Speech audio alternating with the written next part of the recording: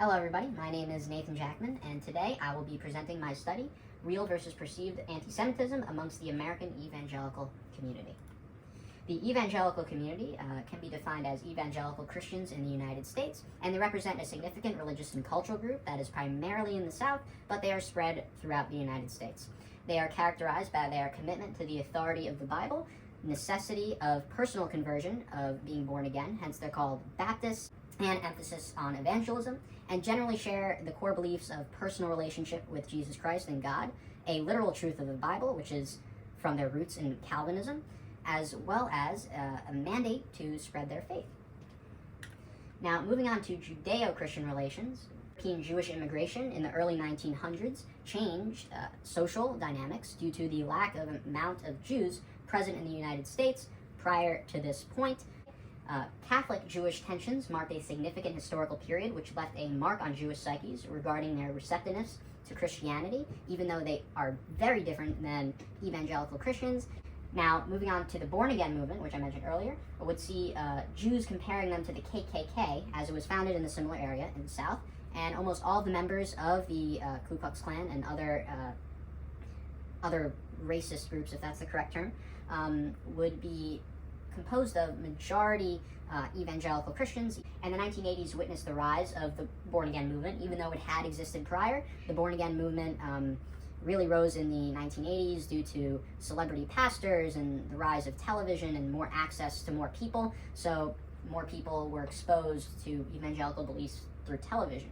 Now, these historical events led to shifts in perceived anti-Semitism, which could be seen here.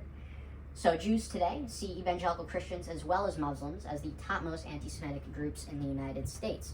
Now, according to the American Jewish Committee, or AJC, where I pulled my data for this study, the AJC has 80% seeing evangelical or born-again Christians as the most anti-Semitic group, which is tied with the Muslim community. Prior research has also used public sentiment from Jews to gauge anti-Semitism and comparing that to real-world anti-Semitic incidents. However, there has never been a study that compares rhetoric on social media or real-world rhetoric to what Jews perceive, rather than just looking at what Jews perceive themselves as a gauge for anti-Semitism in the United States, along with anti-Semitic hate crimes or physical acts. So prior research on Jewish perceptions, Pew Research has done research over 20 years on Jewish perceptions about anti-Semitism, and the agency has done studies as well. One of them I will be using here. Recent trends suggest that Jews are shifting their perception of anti-Semitism toward the Muslim community, but again, in the recent AJC polling, about 80% are saying in the study that evangelical Christians are as anti-Semitic as Muslims. They're pretty much tied there. And this is consistent with prior data from Pew Research on anti-Semitism over the past 20 years until the year 2022, when the AJC started doing more studies, which also showed a similar relationship between evangelicals and how Jews perceive their anti-Semitism. Now, this leads to my research question. Is there a difference between real anti-Semitic rhetoric on Twitter amongst the evangelical Christian community versus perceived anti-Semitism by the American Jewish community? So, obviously, I'll be using Twitter as the main source of real-world rhetoric on this, compared to the perception, which is what the American Jewish Committee used in their study, which I will be pulling, which said about 80% of Jews see evangelicals as the most anti-Semitic group. So the study analyzed tweets from 15 prominent evangelical Christian leaders and organizations. This was taken from the top list, according to Twitter and evangelical Christian websites, of pastors and organizations that had the most following on Twitter. And data collection occurred between September 1st and October 15th, 2024. Some tweets within a 1-month period before or after that could have been collected as well, but that seems unlikely. And that data was correlated with the AJC study, which was collected at the exact same time. The collection process utilized an OCR, which OCR is an AI tool used for text scanning that was used on the tweets, and coding designed to imitate human scrolling in order to not violate Twitter's policy of no bots. So the OCR was encoded into Bash, which is a coding language that can control an OS. In this case, it was Mac OS on a computer, as well as the other tools that were used to collect and analyze the data. The methodology ensured compliance with Twitter's anti-robot policies, as mentioned earlier, so it would imitate human scrolling in order for Twitter not really to pick up that it was screenshot sleuth, which they don't really like on their platform, but it is allowed. The specific time frame was chosen in order to capture the same events that would be reacted to by the Twitter users as well as the survey participants in the AJC study, which was separate from the data that I collected, but I tried to correlate them together. Vader sentiment going on to the analysis tools, Vader sentiment analysis was employed for social media text evaluation.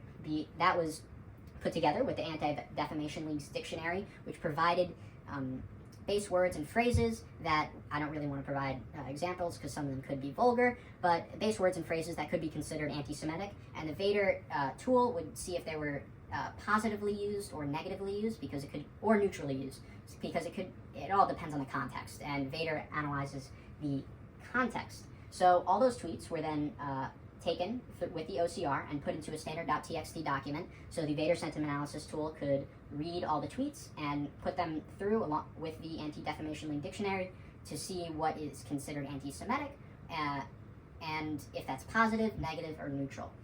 The text format was standardized using the specialized coding procedures in Bash and the OCR to scan all of the text and, of course, format it into the Vader processing tool so it can process to see what is positive, negative, or neutral.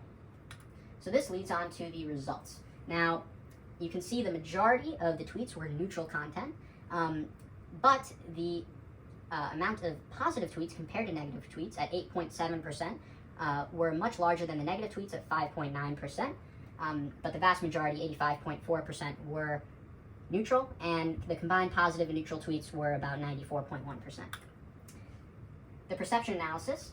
The AJC's annual anti-Semitism reports for the 2024 year provided the perception data.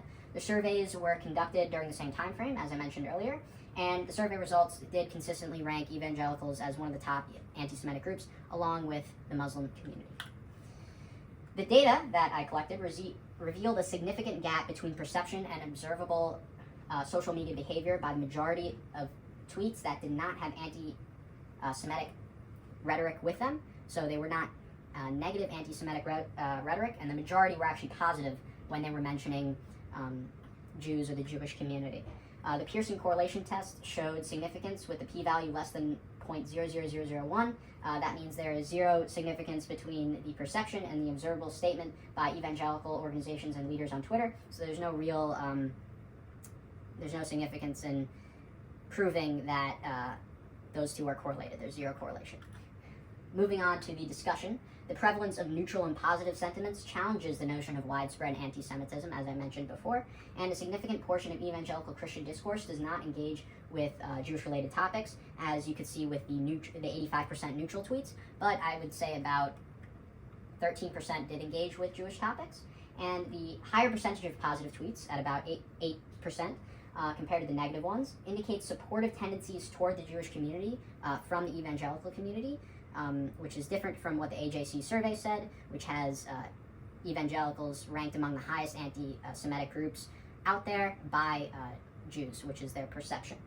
The findings suggest a complex relationship between the perception and the reality in the interfaith relations between evangelical Christians and the American Jewish community. Now, there are some limitations. The code could have not taken screenshots exclusively in the time period. Again, it could have had a 1 month or so variation before or after to collect, so it could have skewed the data a little bit, but that probably wouldn't have done too much. The study also was a non-tailored study, which was made by the AJC. If I made my own survey, it probably would have garnered different results. It could have garnered different results, which could have affected the answer to the research question.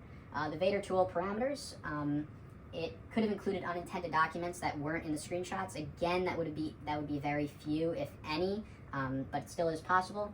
And again, the screenshot collection uncertainty. And these limitations could have impacted the sentiment analysis results and the conclusions to the research questions. So what are the implications of this research? The findings suggest there needs to be a need for improved interfaith dialogue and communications, and media representations of evangelical attitudes toward Judaism might require reassessment, as that could be contributing to the false narrative that evangelicals could be the most anti-Semitic group, which this study does not suggest. And further studies could examine larger population samples over extended periods. Public policy implications require further investigation and development, so that means that there could be future research that could be done with this. So future policy The gap between perception and reality presents opportunities for community engagement, as mentioned earlier. Bringing both communities together and airing out differences and taking out falsehoods could provide a path forward to maybe stop this false reality and perception in the Jewish community that evangelicals are the most anti-Semitic, when really they're probably the least anti-Semitic. And this could be provided in different ways, but it could include inter-community dialogues, as I mentioned, between the two groups, and a larger presence on social media by advocacy groups such as the AJC, which provided which I took the data from, or the American Baptist Council, which is the largest evangelical council in the United States, to bridge that gap between the two groups. You're my works cited. Thank you.